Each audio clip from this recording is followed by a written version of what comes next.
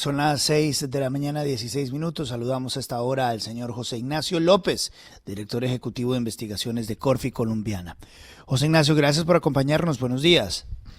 Buenos días, Luis Carlos. Un saludo a toda la mesa. Gracias por darnos algunos minutos aquí en la FM. ¿Qué es lo que está pasando con el dólar? ¿Por qué tenemos un dólar por encima de los 4.000? ¿Tiene que ver algo con lo que está pasando en el país de elecciones o tiene que ver más con la incertidumbre y lo que se viene con respecto a tasas de interés en Estados Unidos? Luis Carlos, en general lo que hemos visto en las últimas jornadas es que los mercados están tratando de digerir qué va a pasar en la reunión de la Reserva Federal el miércoles. Entonces yo diría que buena parte de la subida es más por la incertidumbre internacional de que las tasas de interés en Estados Unidos están subiendo, y en particular ya los mercados están descontando que la Reserva Federal va a tener que hacer un aumento de 50 puntos básicos, es decir, de medio punto porcentual, de 0,5%, y no de lo que se anticipaba inicialmente 25 puntos básicos. Entonces hemos visto un nerviosismo generalizado. Las acciones están a la baja en Estados Unidos, los títulos de renta fija, como los TES, por ejemplo, están viendo tasas más altas, el peso pues, se devaluó, y ese quizás es la fuente. Obviamente hay algo de nerviosismo por el tema electoral. En algún momento lo habíamos advertido que muy cercano a la elección los inversionistas empiezan a, si se quiere, como a posicionarse frente a lo que puede ser las elecciones. Ya estamos prácticamente a menos de un mes de la primera vuelta, 2 meses de la segunda vuelta, y es en este horizonte de tiempo que va a empezar a tener un efecto más importante sobre los mercados, las encuestas, la expectativa de quién puede ser el próximo presidente. Entonces, en una combinación de esos dos elementos, pues estamos otra vez por este vecindario de los 4.000. Este vecindario de los 4.000 es algo que usted ve, doctor José Ignacio, como algo que se puede quedar en el mediano plazo. Luis Carlos, a nosotros nos parece que hasta que no se cierre la incertidumbre de la Reserva Federal, va a ser un periodo donde siempre los mercados van a estar muy nerviosos. Cualquier anuncio, cualquier pronunciamiento por parte de una autoridad monetaria en Estados Unidos va a generar incertidumbre, va a generar volatilidad. Una vez el mercado tenga muy claro hasta dónde va a llevar las tasas la Reserva Federal, a qué ritmo, quizás ahí lentamente podríamos reversarnos, porque, y el doctor Cisano lo mencionaba, estamos en un horizonte o en un contexto donde los precios de materias primas también están a la alza, petróleo sigue arriba. Entonces, en la medida que cerremos la incertidumbre, probablemente nos podemos apreciar un poco. La pregunta es cuánto nos vamos a apreciar, y bueno, en eso va a depender mucho el tipo de elección presidencial que tengamos, los resultados y la política económica del siguiente gobierno. Entonces, quizás vamos a ver un reversazo después de esos 4.000 hacia niveles de 3.800, como estábamos hace algunas jornadas, pero pues dependiendo de la elección quizás nos quedemos más hacia niveles de 3.900, o incluso más arriba, ya en el mediano plazo, es decir, una vez se conozca el presidente y se empiezan a tener anuncios de cómo va a ser el próximo gobierno. El precio del dólar a 4.000 pues tiene unos efectos enormes en la economía. ¿Usted cómo analiza, digamos, esta noticia que es agridulce, dulce para los exportadores y muy agria para los colombianos que van a viajar en junio, para los colombianos que tienen algún tipo de conexión con el exterior, que obviamente sienten que se están empobreciendo? Fernando, buenos días. En economía siempre hemos hablado de ganadores y perdedores, donde si se evalúa el tipo de cambio, pues los exportadores, por ejemplo, pues reciben más ingresos, a los importadores les cuesta más.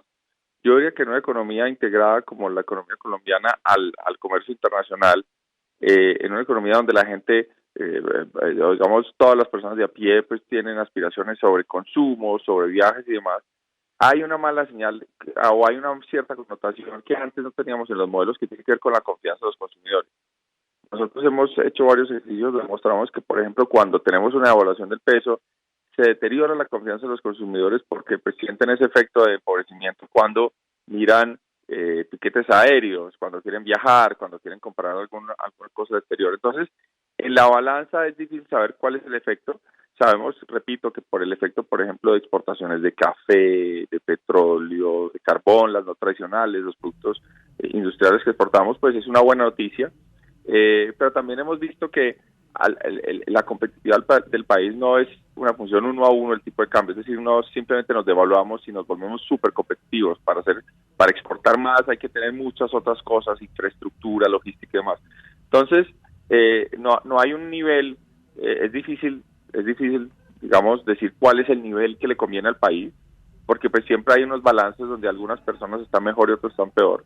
Pero lo que sí hemos detectado en los últimos años es que cuando tenemos devaluaciones de tipo de cambio, los consumidores tienden a tener una caída en su confianza, en sus expectativas, lo interpretan como un termómetro de cómo está la cosa.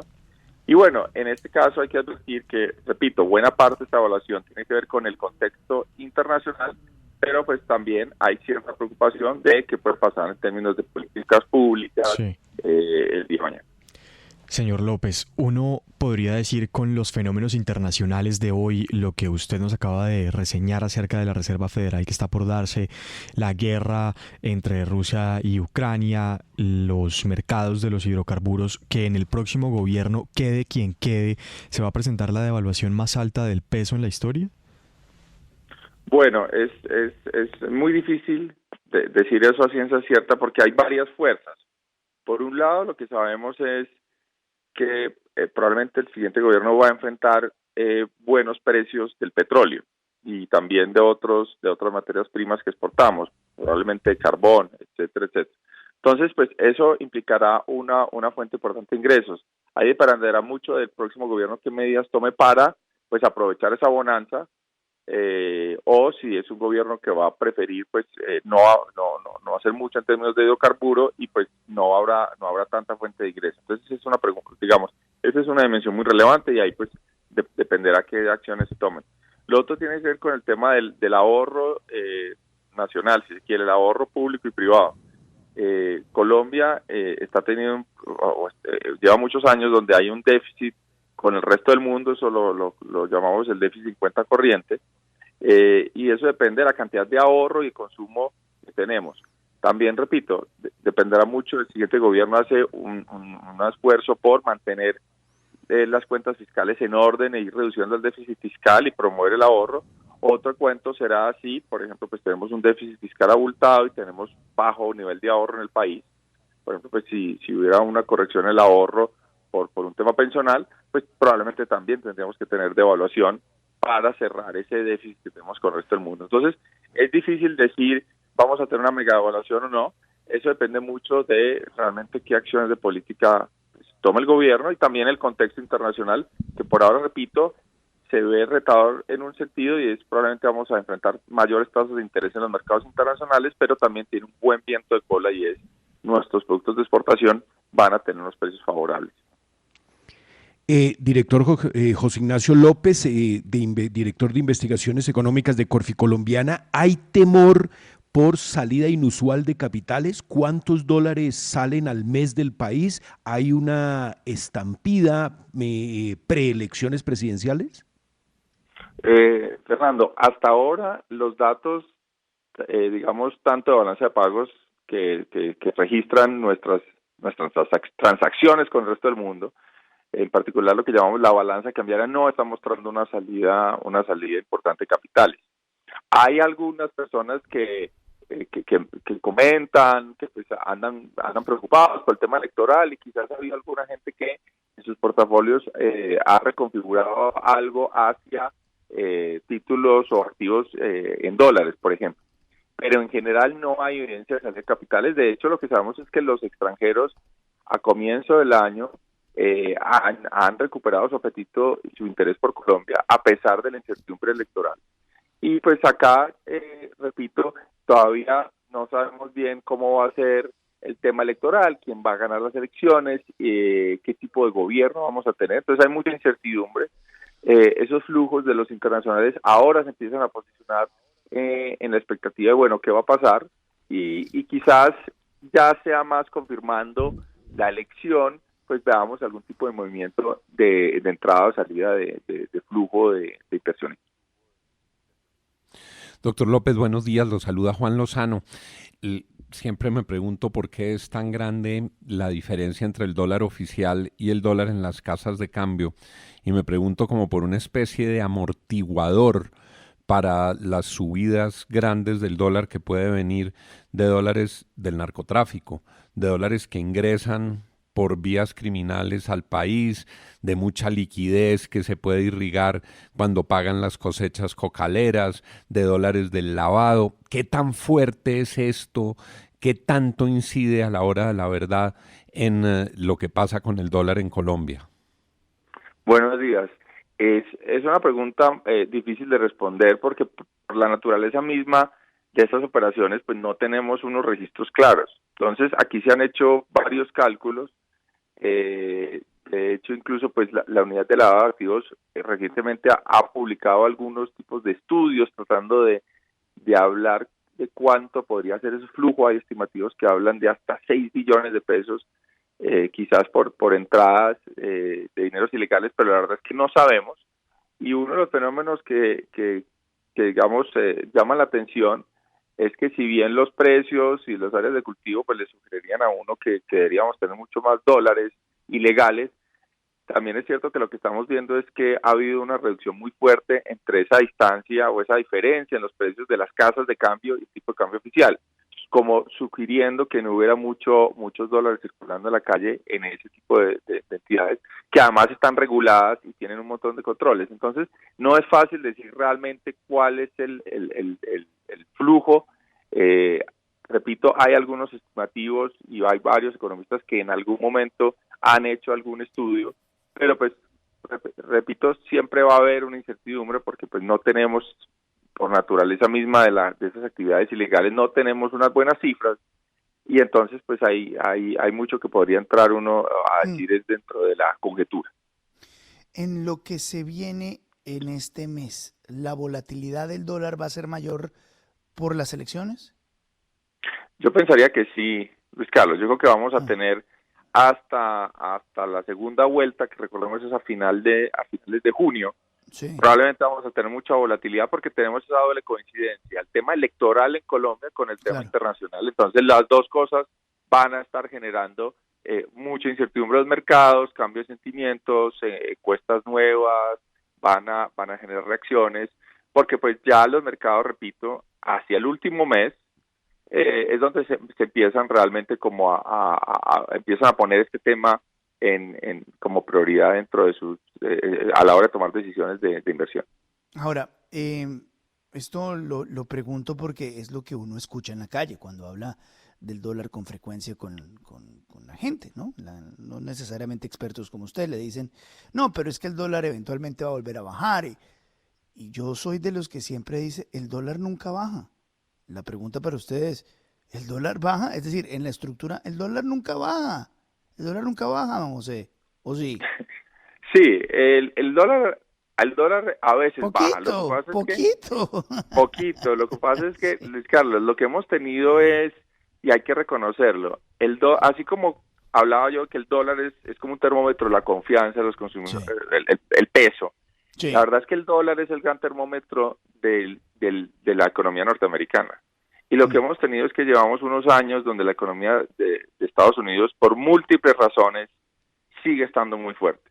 Sí. Y de hecho, sabemos que algo debe corregir, y por eso, insisto, deberíamos tener una corrección de esos 4.000 en algún momento del año. Pero esa corrección quizás va a ser poca, ¿sí? Va a ser tenue porque todavía la economía de Estados Unidos pues sigue teniendo una fortaleza enorme. Buen punto. Entonces, ¿y por qué ha sido eso? Bueno, porque Estados Unidos sigue siendo el país que más innova con las empresas líderes. Cuando hablamos de las empresas que están cambiando o transformando el día a día de los consumidores, necesariamente tenemos que tener a Estados Unidos como referente. Entonces todavía es que yo se lo voy a poner en estas palabras, doctor José. Usted me dice si Luis Carlos o no, Luis Carlos está mal, pero las monedas son las calificaciones de los países. Entonces, si a Estados Unidos le va bien, el dólar se va a seguir fortaleciendo, y si a Colombia no le va tan bien, pues el peso se va a seguir devaluando. Esa es la calificación de los países. De acuerdo, Luis Carlos. En últimas, en el largo plazo, porque recordemos que las monedas en el corto plazo recogen mucho, pero en el largo plazo las monedas capturan la fortaleza de una economía, la fortaleza de los temas fiscales, de los temas de competitividad. Y Estados Unidos es un país que hoy en día, sabiendo que tenemos una guerra en Europa, pues se ve como una economía de las economías desarrolladas, quizás la que mayor va a crecer en los siguientes años. Entonces sigue habiendo una fortaleza muy importante. Repito, hay un buen momento para las economías de América Latina. Desafortunadamente en muchos países de América Latina se puede desperdiciar nuevamente, como ya ocurrió, este mini boom que nos está ofreciendo la coyuntura externa. Hay países como por ejemplo Perú y Chile ahora que están en un proceso claro de desaceleración económica cuando deberían estar creciendo. Hay una incertidumbre muy grande electoral en Brasil, en Colombia. Hay países que secularmente como Argentina pues vienen en una caída muy fuerte. Entonces las monedas de América Latina, repito, se están devaluando en estas jornadas como muchas otras monedas, pero en el mediano y largo plazo, si desperdician esta nueva ventana de oportunidad que está ofreciendo los altos precios de materias primas, se van a devaluar. Son las 6 de la mañana, 32 minutos. Pues muy interesante esta conversación. Doctor José Ignacio López, director ejecutivo de Investigaciones Económicas de Corfi Colombiana. Un abrazo grande, muchas gracias, muy amable. Un abrazo y feliz día a toda la audiencia.